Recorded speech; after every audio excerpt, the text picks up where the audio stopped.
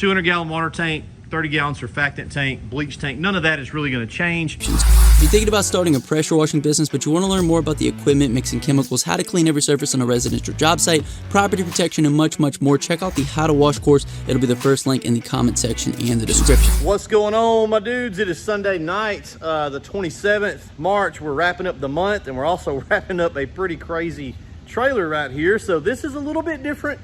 Same frame, same platform, but we've got some cool things on this particular trailer. So I wanted to make sure I did a walk around video.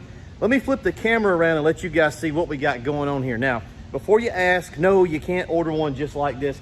We can do them, obviously, there's one right there, but we don't want to do a lot of these because it's slow and it slows us down. So every once in a while, we'll let one of these sneak through the process that's kind of over the top. Let's flip the camera around and get into it. We'll go front to back and let you guys see what's going on here.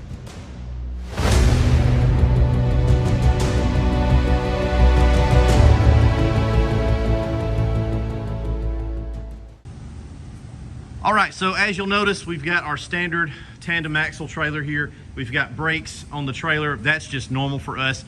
This trailer, just at the very beginning, I don't want to forget to mention, we double Raptor lined this trailer. So it got two complete, cleaned it off, prime it, Raptor line it, let it dry, take it back in the paint booth a few days later and Raptor line it again. Do you need to do that? No. Not really, but it is kind of extra protection, and this customer really didn't want to spare any expense, so he's got a double coating of Raptor, and it turned out really good. It looks really clean. Starting up here at the front, we'll get into some things here in a second. This trailer has got a lot of electronics on it, and so we upgraded. Customer decided to go ahead per our advisement and upgrade to the lithium battery kit, which we can do. We're a dealer for Dakota Lithium. And so what we've got here is a daisy chained bank of 12 volts. So each of these are 100 amp hours. Well, we've tied them together. So now we've got a 200 amp hour 12 volt bank, which is really nice. It's gonna give him tons of runtime on this system. Now, there are some components that require larger voltage. And so we've got a step up converter, a very heavy duty industrial step up converter, which is gonna take that 12 volt bank, boost it to 24 to be able to power the 24 volt pump. Now our smart blends, the actuators inside those, they require 24 volts as well, but these have converters inside the box. So that's always kind of been a thing on those. But this build, with the amount of electronics, he's got 5 electric hose reels, a smart stream, 2 smart blends. There's just a lot going on, not to mention the soft wash pump. So we want to make sure he had plenty of runtime, plenty of power throughout the day. This is going to work out really good. Dusty wired this trailer up, and I'm kind of glad he did, because he's our in-house electrician extraordinaire, and he did a really good job. We've got a terminal block here, so everything is run to here, and then everything is coming off of the terminal block back to the source of whatever it's running. We do have a master on and off switch here for the entire trailer. So if we kill that switch, this whole trailer will not do anything. None of the components will work at all. So I like that each component has, of course, its own on and off switch. Whether it's the 12 volt down here, we've got an on and off, or any of these other gizmos here, right? They've got their own switches, but we wanted to be able to just basically kill the entire trailer at a master heavy duty switch mechanism here. So we got a little bit of work left to do in here, but it's pretty much finished. No-coat Genius charger here, and those will charge lithiums. Very fast charger as well. He's gonna get 2 surface cleaners. We have not dropped those in place yet. Of course, the big obvious Honda Pressure Pro. This is an 8 gallon a minute. We usually go with a BE. That's just because we're a BE dealer. We're not a Pressure Pro dealer. But at the time, BE was out of stock. I think we've got a couple of BEs up there, or they're on the way now. They came back in stock, but we didn't want to delay this customer any more than we absolutely had to. So we just went ahead and bought this at retail. Yes, we do things like that sometimes, because I don't want to hold up a build. I'll lose a little bit of money just to keep the process flowing. I'm not going to hold him up. You know, it could be 7-8 weeks waiting on a BE. And so we worked a little deal and got him a Pressure Pro here. It's the same spec. It's a good, same thing really. It's just a different company putting it together. They look a little bit different. 200 gallon water tank, 30 gallon surfactant tank, bleach tank. None of that is really going to change. That hot water system is going to run back here to this hose reel, and this was at the customer's request. You will notice all these are electric, like I said earlier. So we've got powered hose reels, and this one's not on. Let's see, what I may have cut the, did I cut that master switch back off? I can't remember. I'm talking on camera. Yes, I did. So see, the hose reel didn't work because the trailer was off. Now he's probably just gonna leave that master switch on, I would assume, most of the time, but if he does need to kill it, he can. So power here, very cool. All of these hose reels we went ahead and installed big heavy duty marine grade circuit breakers. So if he overloads the circuit, say this gets snagged on something, it's gonna trip and he can just reset it right there. I like those, they're really nice, heavy duty. Coming back here to the back, he's got an additional cold water 8 gallon a minute, which we elevated here on its own little platform here, square tubing all the way around, heavy duty. We don't try to use a lot of angle iron, guys. We square tube everything out, so we like square tubing. And this 8 gallon a minute sits really nicely up here, fed with a 1-inch supply, and he's got an auxiliary gas tank here below that. We like that. And he's got 2 auxiliary chemical tanks here that he's gonna downstream out of. So he can probably put degreaser in one, put something else in the other one for odd random jobs that he wants to downstream. Most of the wiring we ran under the trailer, trying to keep everything clean as possible. This one doesn't have hose on it yet, but that's gonna be his 12 volt, and we're gonna put 300 foot on this. A 12 volt will push 300 foot.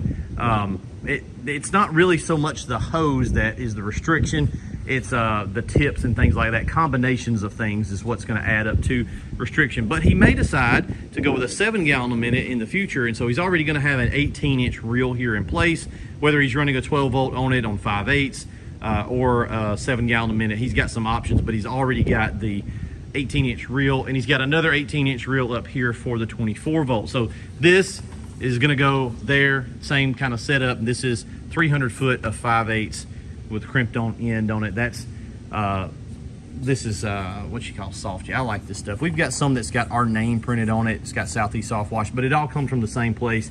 It's that good flexible hose. It's easy to work with on the daily. We've got a feed system here, 100 foot on a 12-inch reel. We're gonna slap him another 100 foot on there, so he'll have 200 feet of feed, and then that's gonna be his pressure reel going from that 8 gallon a minute on the backside. Water splitter, so he can divert that water and send it a few different places. You will notice we've got 2 smart blends here. So this one is gonna be for the 24 volt. This one back here is gonna be for this 12 volt reel. And everything's kind of laid out where it makes sense, right? Pump goes to that reel, goes to that blend manifold there, which is just the smart blend. This one is the same thing. Everything's right here. So we know that pump goes with this reel and it goes with this smart blend. We are running batch busters now. We've been running those for quite a while in-house, and they are available on the website. We finally got our big delivery. They're all upstairs up there, so we are not running out of valves anytime soon. If you guys need the only soft wash metering valve on the market, get you one, link down below, whether you need an entire manifold or just a valve. So we've got a smart stream right here as well. This is cool, right? Smart stream. And this is gonna allow him to remote control downstream off of that 8 gallon a minute over there. And I laid this up here because we are gonna use this for toggling between these 2 rear tanks. This is what we used to have on the Smart Stream. We're gonna use that so that he can select between those 2 tanks. On our previous generation of the Smart Stream, you had to have that here to be able to flush your downstream injector out. You don't have to have that anymore because it's baked into the Smart Stream. It is a L-port valve. So when you press off, we'll put off in quotation marks here on the button on the remote, off means water. So you're flushing out your downstreamer by default every single time, and you're also gaining back just a little bit of flow. You don't have to remember to come back and toggle that little 3-way port there. Left is gonna be, guys, if you get a Smart Stream, if you want one, they're on the website, you can buy one. Left is gonna be your chem line, middle is gonna be your injector, that goes to your injector, and it'll come set up like this with your hoses and a good length of wire hanging down. All you gotta do is hook it to 12 volts. We did this one here with a port, so he can unplug this. If this ever has an issue, he can unplug the box, you know, and work on it or send it to us or whatever he's gotta do. But you don't have to be fancy with a port. All you gotta do is hook it up to 12 volts, ring terminal it out, very easy. right hose is going to go back to your water tank. So that's the orientation for all Smart Streams. If you buy if you buy a Smart Stream, just remember that 12 volts, easy peasy, right? Left is chem, middle is injector, right is water. They're all set up the same way. Very, very slick trailer. And one final thing that we did here is, yes, we did put lights. Some of you guys know we used to do this quite a good bit. These are very time consuming to put in place and make it all look seamless and tracked out, but it does look good. And he's got them all the way around, both long sides of the trailer, front and back as well. I'll kill the lights in the building and get you guys a still shot, throw it up on the screen here while I'm talking. You can kind of see what it looks like at night, but there's also tank lights in the tank. Looks really cool just in the water tank. So we've got tank lights run in here, and they are really cool tank lights. We found a company that makes tank lights, and they go in with a bulkhead fitting and they're completely sealed off. So really it's the best way to get lights in a tank. And so we're going to start offering tank lights because that's a pretty quick, easy install. We don't have to charge like a ton of money. We have to charge a lot to do this just because it's very time consuming. And it's honestly, to me, it's just on a normal trailer build, if you wasn't going all out like this, it's just not worth what we have to charge to make it make sense for us to do it. But it is cool. It does look really neat when you can light up the entire trailer. And he's got his little switch here so he can kill it. When he cuts that on, the tank lights up and those light up as well. So overall, a really cool build. This one's a little bit over the top. 5 electric hose reels, 2 8-gallon a minutes, one of those being hot water, 2 smart blends, a Smart Stream, lithium battery kit, lights all the way around, double Raptor line. I'm probably forgetting something, but this is a really cool build, guys. That's it. Wanted to make sure I did a walk around of this one for sure. If you guys are interested in getting some equipment, whether it's a trailer or a skid system, we're kind of low in here. We sent out a bunch of stuff last Friday. It looks like we've got a bunch of minis and 2 Gen 2s in the house is all that's sitting in here. This is one of our Gen 2 skids. So we'll go over these next week. We're gonna be doing some cool stuff with some skids coming up. We gotta build us a shop skid next week because we're going back washing. That is right, we are firing up the old wash truck. Here's another one, 5 gallon a minute on this one. And we can put 8 gallons on these now. Just depends on what the customer wants to do. And then of course there's our mini skid. I'm up here tonight trying to figure out where I can put a Smart Stream. Let's cut the lights on a Mini Max. So here's 3 Mini Pros right here. And I'm gonna mount a Smart Stream somewhere. We just gotta figure out where we're gonna put it because I want that to be an option on the mini skid. Dude, you had a Smart Stream on that mini skid right there. That would be a bad little dude. Hope you guys have a great weekend. Coming to a close. We'll be back up here in the morning getting after it. Cranking, baby, doing that thing. We'll see you guys next week.